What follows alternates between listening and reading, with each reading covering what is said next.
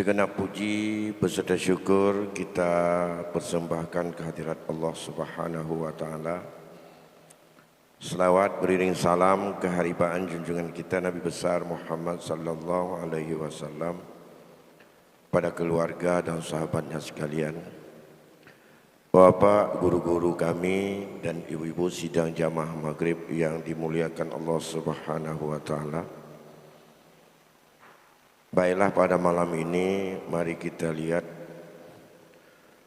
prinsip dasar dalam sebuah wasiat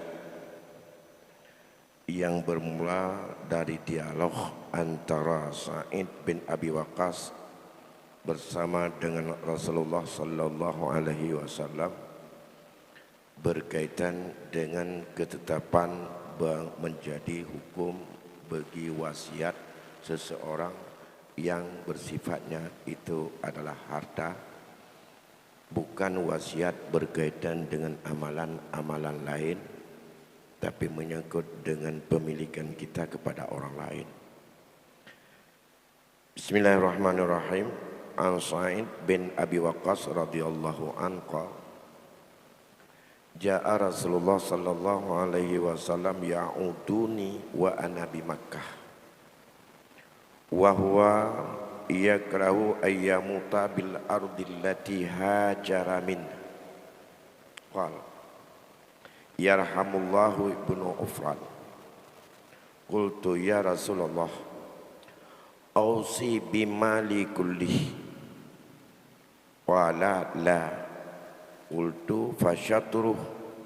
Qala la. Qultu as-sulus. Qala fasulus wasulusu kasir.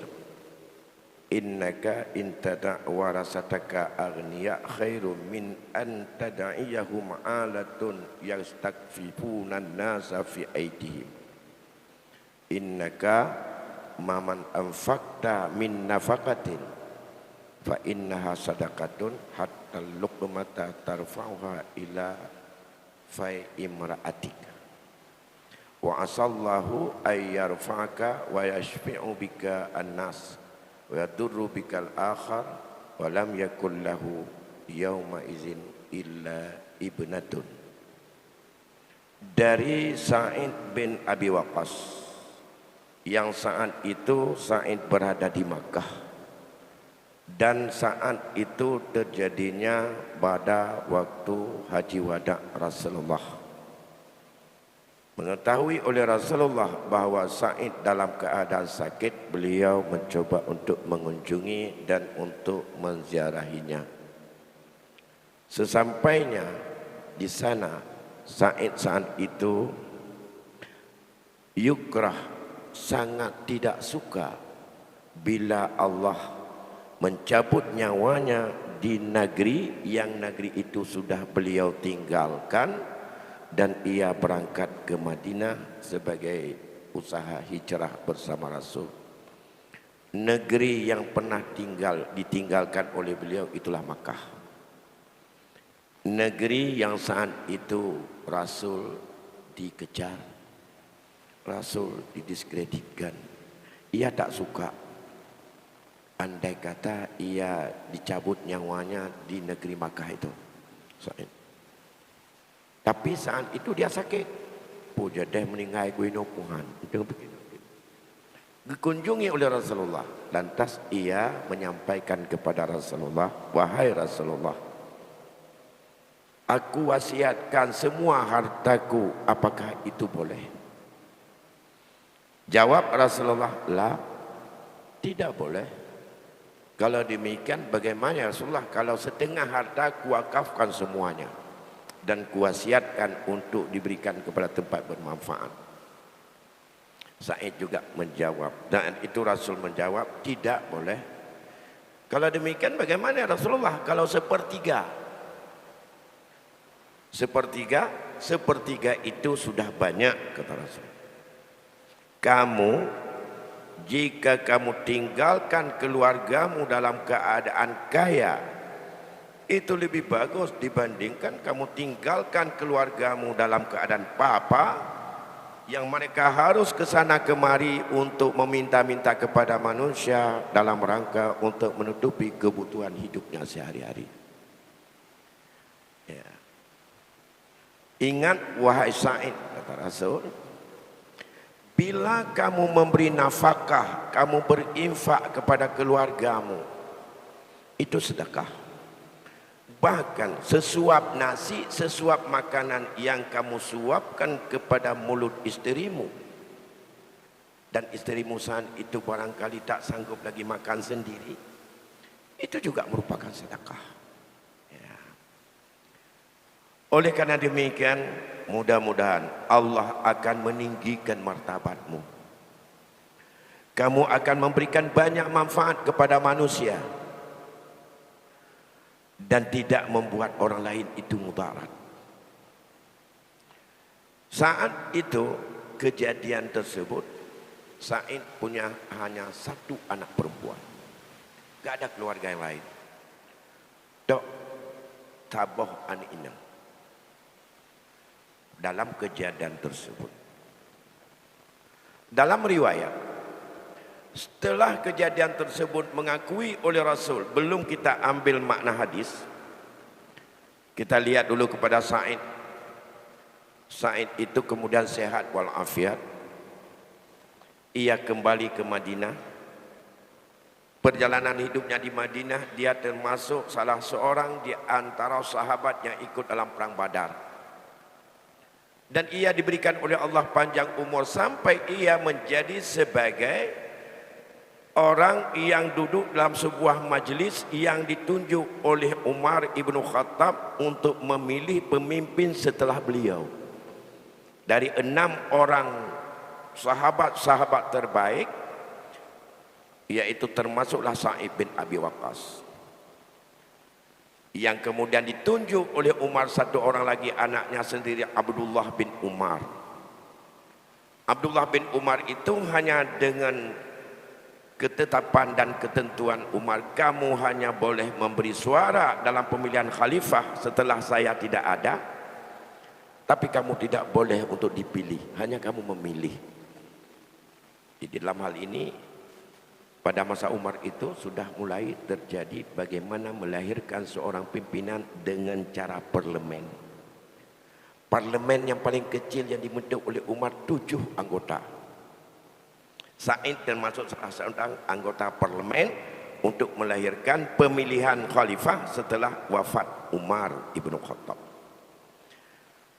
Dalam riwayat disebutkan bahawa setelah pulang daripada Haji Wada, Sa'id itu dikaruniai oleh Allah anaknya 10 orang. 4 di antara laki-laki dan 6 perempuan. Yang bunuh waktu khawatir gena wasit mendum-mendum hatta an inna untuk tabuh. Nah, dan itulah asal usul berkaitan dengan masalah bahawa sebanyak-banyak hak bagi seorang untuk memberikan wasiat hartanya tidak boleh lebih dari 1/3. Itu pun sudah banyak pada prinsip dasar. Hadis ini menunjukkan betapa Rasulullah dengan Islam yang dibawa menjadi rahmat sangat memperhatikan larangan untuk berwasiat lebih 1/3, mengingat supaya anda tinggalkan semua keluarga dalam keadaan kecukupan. Alasan Rasul mengatakan 1/3 pun sudah banyak, maunya lebih bagus kurang dari itu wasiat. Karena andai kata kamu tinggalkan keluargamu, mereka itu kaya, cukup untuk makan, tidak untuk meminta-minta, tidak hanya untuk mencukupi kebutuhan makannya, hanya untuk mengharapkan belas kasihan orang lain, itu lebih baik kepadamu. Kamu berikan apa saja kepada keluargamu, anakmu dan semua itu adalah bagian dari sedekah. Ini menunjukkan bahawa prinsip dasar wasiat yang dilegalkan oleh Rasul hanya 1/3, inilah hak yang paling besar diberikan oleh Islam kepada kita untuk memberikan kasih sayang dalam bentuk wasiat kepada orang di luar daripada ahli waris. Karena mengapa? Kalau ahli waris itu sudah keluargamu. Yang sekeluargamu itu adalah anak-anakmu. Yang satu orang itu, kasihan dia, berikan, tinggalkan harta benar 2/4 kepada keluarga, baik keluarga dekat maupun keluarga yang jauh, sesuai menurut urutan warisan dalam kedudukan ahli waris. 1/3 ini adalah untuk orang-orang yang ada karena hubungan kasih sayang, hubungan jasa, hubungan daripada bantuan, hubungan kemanusiaan yang ada selama kita hidup dengan orang-orang di sekitar kita atau bukan ahli waris. Tapi karena hubungan yang baik, maka itu ada hak diberikan oleh agama 1/3 untuk memberikan wasiat pada mereka, karena mereka tidak dalam kelompok ahli waris untuk mendapatkan pusaka. Siapa di antaranya? Andai kata ada anak asuh kita di rumah, yang dari kecil kita didik, yang dia banyak membantu kita dan ia itu penuh kasih sayang, yang kadang-kadang sayang kita kepadanya melebihi daripada sayang kita kepada anak keturunan kita sendiri. Tapi dalam konteks ini kan tidak semua orang seperti itu. Hak itu diberikan 1/3. Ada barangkali cucu daripada anak perempuan yang ia dalam urutan ahli waris sangat jauh, di mana dia itu termasuk dalam kelompok zawil arham. Sementara tradisi yang berkembang dalam masyarakat kita, mereka adalah orang yang paling dekat dengan kita. Cucu ba'aninong orang yang paling dekat dengan kehidupan kita. Cucu dari anak perempuan 24 jam bersama kita. Lebih-lebih tradisi masyarakat kita, anak yang paling bungsu dan anak perempuan itulah tempat yang akan menjadi tempat orang tua kita kalau sudah tua yang paling betah tinggal. Ia suaminya orang lain. Bahkan banyak yang kejadian di Aceh ini, rumahnya adalah kajet ke tradisi milik daripada anak perempuan. Kalau tidak banyak, kalau banyak maka yang paling bungsu. Sementara kalau anaknya yang tinggal bersama anak perempuan oleh seorang ayah, dia sibuk, yang paling banyak membantu kakeknya adalah oleh cucu anak dari anak perempuan. Sementara dia bukan ahli waris. Yang adat bagainya. Beda adat di tempat lain. Islam tidak berlaku untuk Aceh saja, untuk keseluruhan. Maka hak untuk kasih sayang kepada cucu perempuan atau laki-laki dari anak perempuan itu 1/3 yang tadi Islam menyediakan. Baik dah fikirkan ini yang kali Allah juk. Nah, karena mengapa? Dia hanya menonton. Andai kata kakeknya meninggal, mamaknya sudah duluan meninggal, dia bukan yang dekat tapi ahli waris yang sangat jauh pada urutan keempat, yaitu zawil arham. Aduh, 2. Ada barangkali juga orang yang pembantu di rumah atau tetangga yang sangat besar perhatian, tapi dia bukan ahli waris. Yang ahli waris kita anak laki-laki, cucu dari anak laki-laki, mungkin tinggal entah di Jakarta sana atau di luar negeri sana. Kalau kita sakit, dia menguruskan orang samping rumah, tetangga atau anak kita sendiri atau cucu yang ada di rumah. Ini adalah merupakan kemanusiaan yang tidak bisa dilupakan oleh jiwa kita, untuk harus ada dia sedikit yang lah bahasa Aceh gekun wate urojih adalah ujung gafan. Yang makna ujung gafan itulah kepada orang yang bukan ahli waris hendaklah diberikan pengertian dan perhatian oleh ahli waris yang hadir itu kepada orang yang sangat berjasa, yang menolong tugasnya selama ini. Jom ujung gafan beok keji. Lebih cucu anak ini atau cucu anak agam tapi mantau anak agam yang lain. Ini yang disebut. Tapi mengharamkan kepada orang yang hidup itu adalah bukan sebagai suatu hal yang wajib. Tak harap kita tengokkan meninggal, tak harap Pak Urunjan, belum tentu mereka mau. Karena biasa saja kalau sudah ada jadi duit, itu sudah kikirnya datang itu. Asal sudah jadi duit, udah mulai kikirnya datang. Jasanya itu hilang dan mulai terlupakan. Nah, maka diberikan hak untuk berwasiat sepertiga. Tujuannya banyak sepertiga wasiat agar keluarga punya harta untuk menghidupkan dirinya. Sebaliknya hari ini kita sibuk mencari celah bagaimana supaya bisa berwasiat kepada anak kita. Bukan berpikir kepada orang yang berjasa, bukan berpikir dengan orang-orang yang bukan ahli waris. Karena temakut bawa anak getanya untuk hidup menderita, belum merasa bersyukur kalau 2/3 itu untuk kaum kerabat yang sifatnya ahli waris. Ini satu dalam hadis ini kita lihat. Yang kedua, wasiat ini kesadaran kita. Karena hubungan kemanusiaan antara kita dengan siapa yang berjasa itu tidak ada dalam perasaan ahli waris, tapi yang ada perasaan kita. Kalau tidak bisa kita hibah saat kita sehat, khawatir nanti kita miskin, khawatir kita enggak tahu makan apa, takut kita miskin, takut kita tidak punya apa-apa. Kalau udah meninggal ngapain takut lagi? Memang enggak butuh lagi kepada harta. Maka dengan jalan wasiat.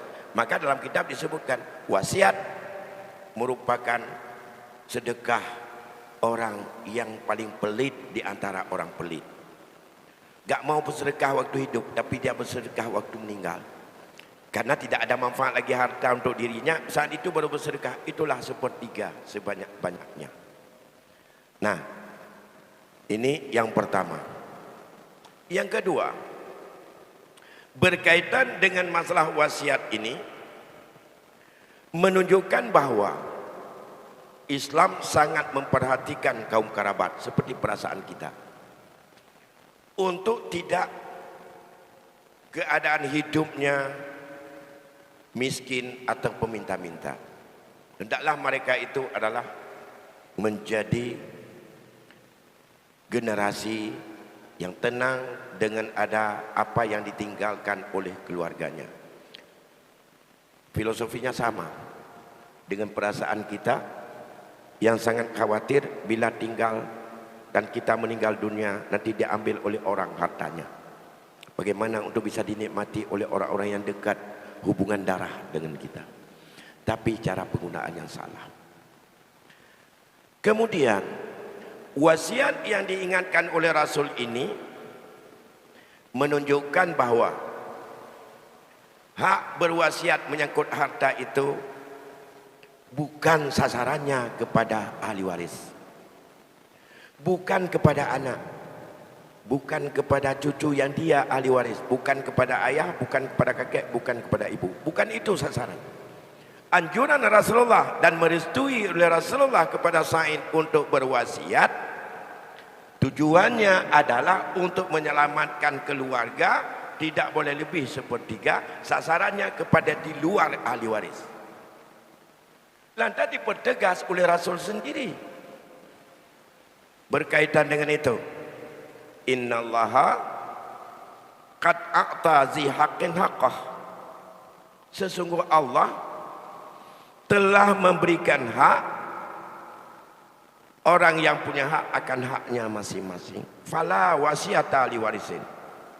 Maka tidak ada lagi wasiat untuk ahli waris berkaitan dengan harta. Yang wasiat sepertiga itu sasarannya adalah untuk kebaikan, untuk orang yang berjasa, orang-orang dekat yang ia adalah bukan dalam kelompok ahli waris. Ke sana sasarannya. Kalau untuk kemaslahatan anak, agar mereka itu punya kesetaraan, jangan nanti ada di antara anak-anak ataupun keluarganya itu adalah yang saling untuk menguasai. Islam memberikan hak pada hibah, sehingga andai kata seseorang memberikan hibah kepada anaknya, ditekankan supaya kamu hibah sama dengan anak-anakmu sekalian. Jangan sebahagian dihibah, sebahagian enggak dapat hibah. Sebahagian diberi, sebahagian enggak.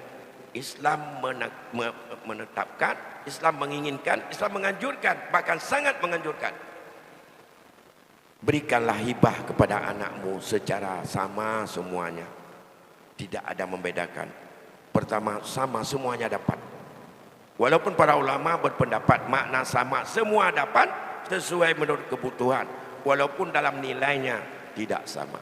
Itu hak orang tua untuk keadilan kepada anak. Bukan hak orang tua keadilan dalam mengatur setelah hidupnya warisan itu kepada siapa dan kepada siapa. Kita lebih jauh memahami itu. Karena kita menjadi orang pelit dalam hidup. Saat hidup, ya bukan kalau ingin memberikan kepada anak. Kalau ingin untuk berhibah kepada anak. Kalau ingin untuk membantu anaknya. Bagaimana pelitnya? Maunya setelah meninggal nanti kamu ambillah untuk kamu ini. Itu bukan daripada anjuran Rasulullah. Bagaimana juga untuk menyamakan pemberian kepada si anak itu saat hidup. Tapi juga Islam masih memberikan karena prediksi ke depan. Saya punya anak 4. Dengan usaha saya nampaknya lancar. Kalau demikian yang sudah ada saya bagi aja kepada anak-anak saya ini. Ini toko untuk kamu, ini rumah untuk kamu, ini sawah untuk kamu, ini untuk kamu. Semua sudah dapat sesuai menurut prestasi dan kemampuan. Tapi belum ditutup buku. Bagaimana kalau besok lusa aku bangkrut, enggak ada jualan? Aku sakit, enggak ada duit. Diberi kesempatan bagi seorang ayah atau mama mencabut kembali daripada apa yang telah dihibah itu. Andai kata benda yang dihibah itu masih kekal di tangannya dan belum berpindah milik kepada orang lain, masih bisa ambil. Kecuali hibah yang bukan kepada anak ya. Tapi kesempatan ini kita tidak mau, karena maunya hibahnya setelah meninggal kita nanti untuk adil. Jadi semuanya Islam memberikan hak hibah itu kepada anak. Sering selalukan yang salah kita memahami, walaupun tak berani kita melawan. Merasa dalam keluarga, di antara orang kita yang anaknya tiap hari membantu orang tuanya. Orang tua ke kebun, dia ke kebun. Orang tua ke sawah, dia ke sawah. Orang tua putar sawit, dia pulang sawit. Orang tua pula apa saja, itu terus anaknya. Satu lagi anaknya karena cerdas, dia pandai untuk dia ikut sekolah. S1, S2, S3, terus dia sudah jadi dosen sekarang. Dia sudah jadi profesional sekarang. Sudah jadi sebagai apa saja di antara anaknya. Dan satu lagi, dia mau untuk tekun kali beribadah, mau ngaji, silakan kamu pergi ngaji. Harta dikirim, usaha yang dapat itu terus dikumpulkan, kirim ke sana. Tiga anaknya semuanya sudah balik dan berakal. Satu menjadi orang ilmuwan, satu menjadi ustaz dan ulama, satu menjadi pembantu orang tuanya di kampung. Tanah yang mentong soh bantu iji pulau.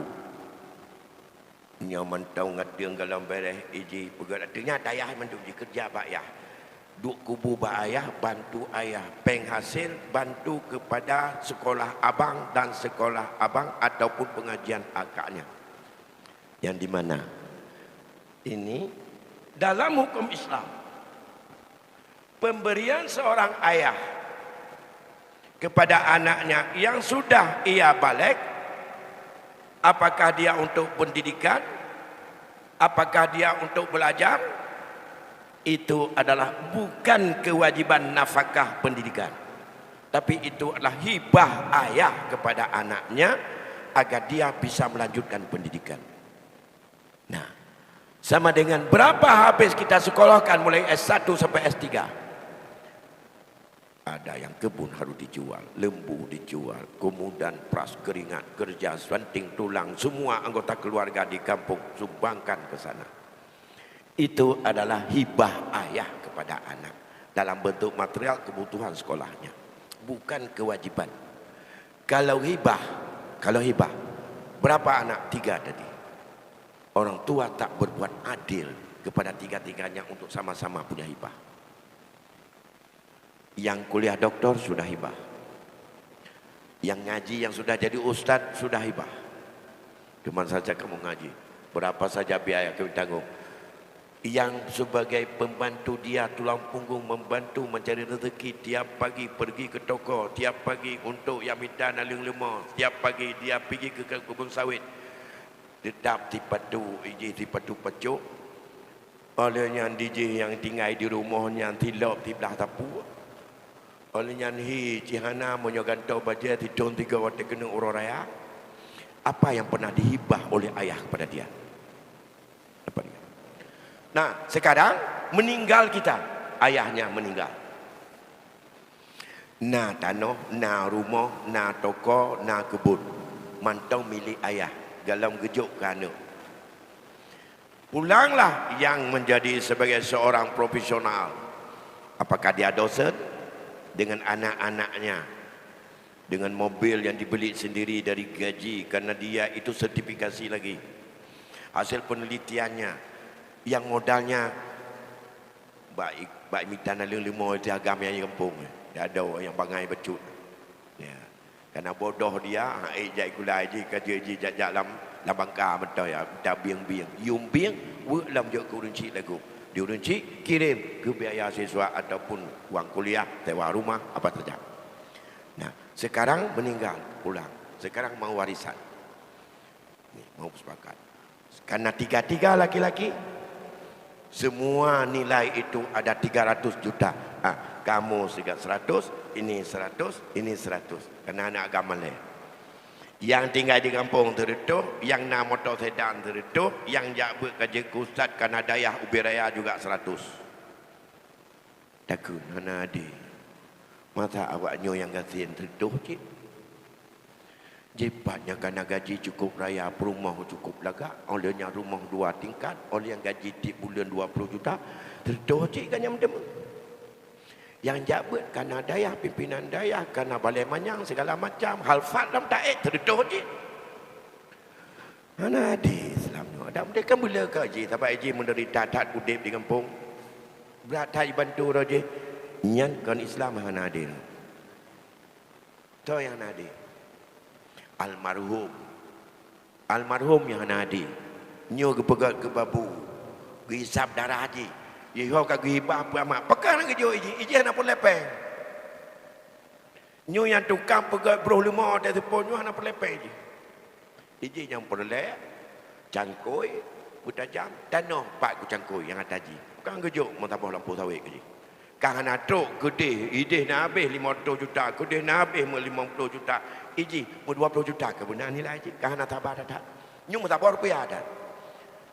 Nyu kan yang problem yang paling banyak sekarang. Hingga begitu dikatakan oleh salah seorang di antara keluarga mereka, dia tidak pernah ada di kampung. Itu kelapa, itu sawit, itu semuanya loan pula. Dengan jaronyo yang pula orang je. Ayah mengerjak dan. Yang orangnya yang bagi sama data kerja. Hana hang aku bi. Muku han. Ba menai ke dia. Jak darok pula mendung. Ada pula bat tanah ya, maka daya. Dapat kon tanah dro dan ana gebi. Inilah keadilan Islam yang harus kita pahami. Jangan kita minta adil karena kesalahan kita. Islam memberikan 3 solusi dalam rangka kehidupan ini, dalam rangka memberikan keadilan harta kepada keluarga yang barangkali tidak sama profesinya, tidak sama kemampuannya, tapi itu mulia. Belum tentu yang sudah menjadi S3 itu lebih mulia di sisi Allah. Mungkin dia lebih mulia yang hanya tamat SD, olehnya meratib, paling-paling melasah, ya bang ada mugrib. Yang pitelap menjajah. Dan yang ikat lemah oleh putus. Oleh yang yum lemahnya, 2 boleh kirim dalam gede. Hebat, dia tidak ada. Yang tidak adil berfikir kita. Ada 3 solusi. kepada orang yang berjasa yang diberikan oleh Islam. Yang pertama, dalam keluarga, andai kata anak kita berbeda profesi, berbeda kemampuan, berbeda jalan hidup, berikan kepada mereka dalam bentuk hibah. Hana dia pegah bersama-sama tanah mendu. Apa juga yang harus kita hibah kepada anak-anak kita? Apa yang butuh oleh mereka untuk menunjang persiapan kehidupan dia? Selama dia sudah balik, itu adalah semuanya hibah orang tua. Kalau bukan hibah, anak yang sedang kuliah, anak yang sedang ngaji, tidak bisa diberikan zakat fakir miskin kalau orang tuanya kaya. Tapi atas dasar dia itu belum ada kerja, dia anggap fakir miskin. Dia jawab biaya siswa dari kelompok fakir miskin. Mengapa? Karena dia itu belum punya harta apa-apa. Hidup selama ini dengan hibah orang tuanya dan hibah kita-kita. Kalau demikian, andai kata ini satu, Islam memberi solusi agar keadilan. Yang kedua, wasiat. Sasaran wasiat baik tabe-tabe diingatkan. Orang-orang yang berjasa di luar daripada ahli waris, pesankan, berikan wasiat.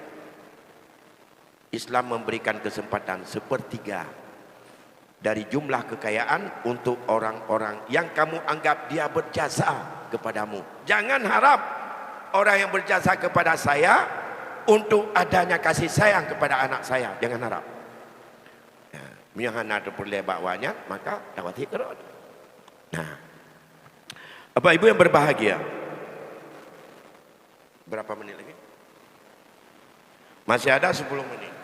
Mungkin ada pertanyaan satu atau dua sebelum saya lanjutkan dengan apa yang berkaitan dengan hukum yang menunjukkan kepada masalah dasar hukum wasiat ini. Silakan kalau ada. Baik, para jamaah semua, mungkin ada yang ingin bertanya.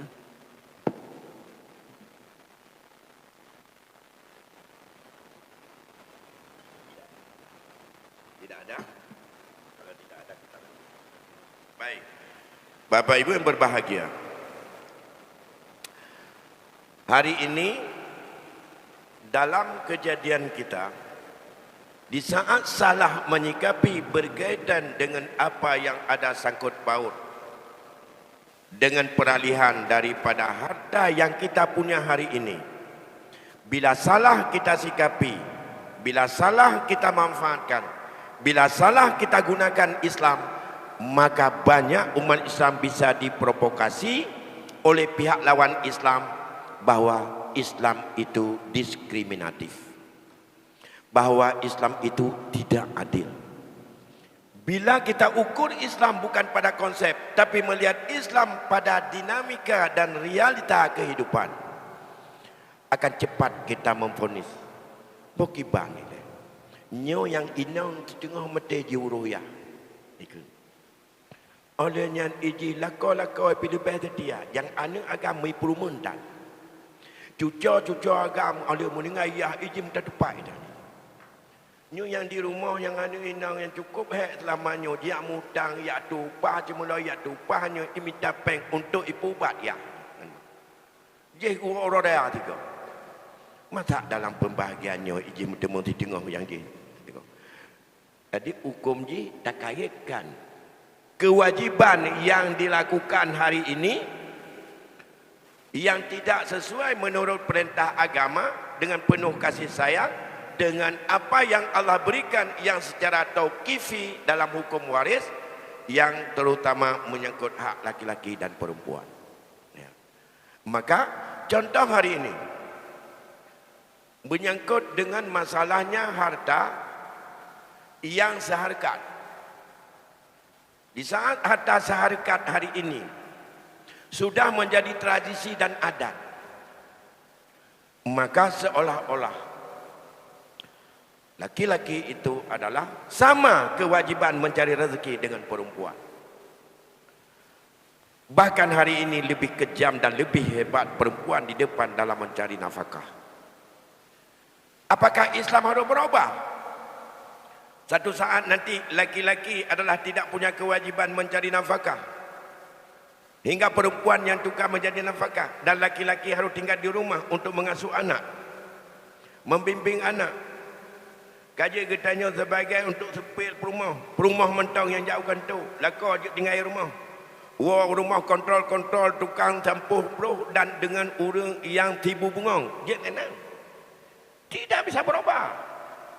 Walaupun di dunia dirubah oleh manusia dengan bermacam kompanya daripada budaya, Islam tak pernah berubah. Di hadapan Allah bukan begitu hukumnya. Di hadapan Allah tetap hukumnya sesuai dengan kudrat, sesuai dengan martabat, sesuai dengan karakter yang Allah ciptakan antara laki-laki dan perempuan. Dua bentuk manusia ini fungsinya berbeda. Wadah manusia ingin untuk merubah fungsinya, maka itu adalah tidak akan bisa berubah hukum dasar pada Allah. Ini yang harus kita sadari. Kalau memang persoalan hari ini lebih banyak masalah hadas harkat karena laki-laki dengan perempuan, suami dan isteri, itu juga adalah kaitannya sama seperti dalam keluarga ada kakak dengan abang. Apakah tidak boleh dengan apa yang sudah berlaku hari ini secara musyawarah mufakat? Boleh. Apakah musyawarah mufakat itu adalah merupakan hukum faraid? Bukan.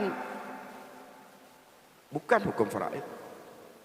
Nyan yang kata puput lewatnya musyawarah mufakat. Apakah itu hukum faraid? Bukan. Apa juga itu adalah hukum antara beri antara orang hidup dengan orang hidup.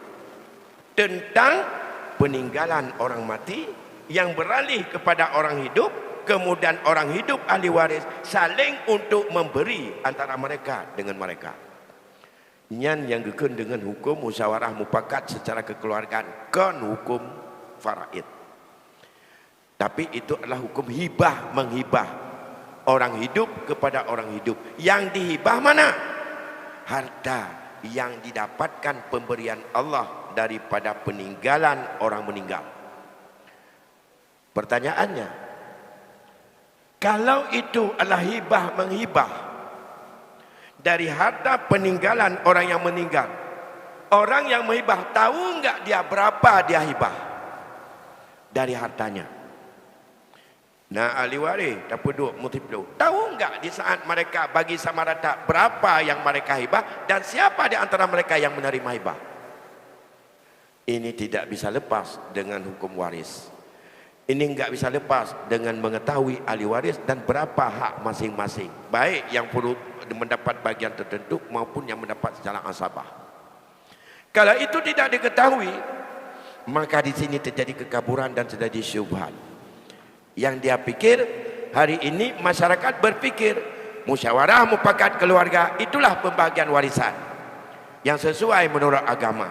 Bukan pembagian warisan, itu adalah beri memberi, hibah menghibah, orang hidup dengan orang hidup, antara ahli waris dengan ahli waris yang hidup, dari apa yang mereka dapat dari peninggalan orang meninggal.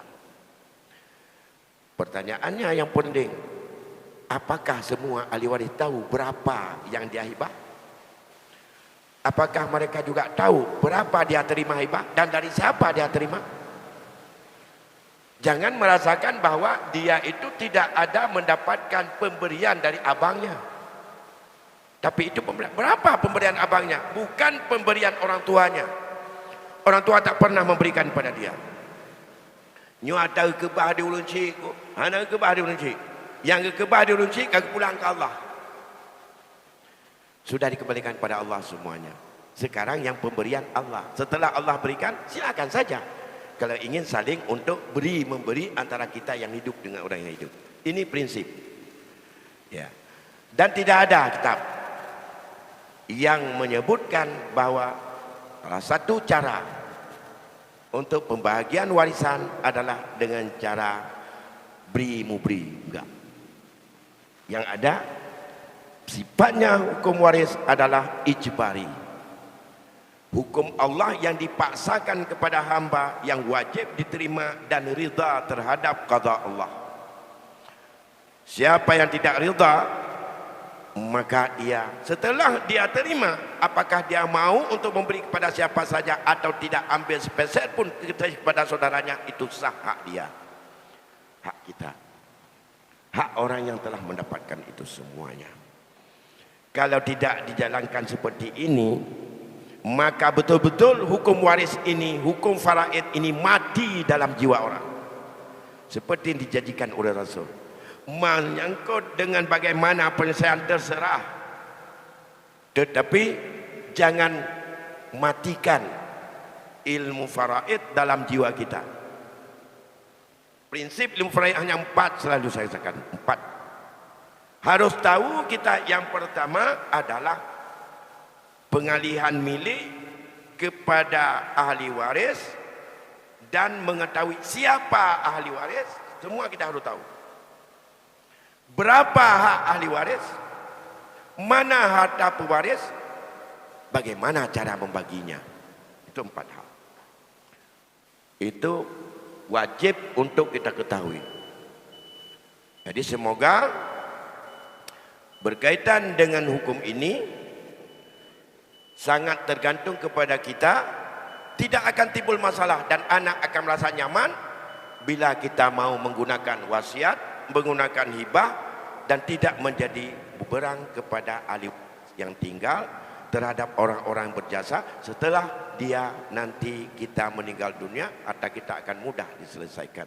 Jangan tinggal beban kepada ahli waris, membuat ahli waris tambah susah, syubhat hidup akan lebih mudah dan pengaruh nafsu paling besar dalam menyangkut dengan penguasaan sesuatu yang sifatnya cuma-cuma. Demikian barangkali yang dapat kami sampaikan pada malam ini. Lebih kurang saya mohon maaf dan saya akhiri dengan wabillahi taufiq wal hidayah. Assalamualaikum warahmatullahi wabarakatuh.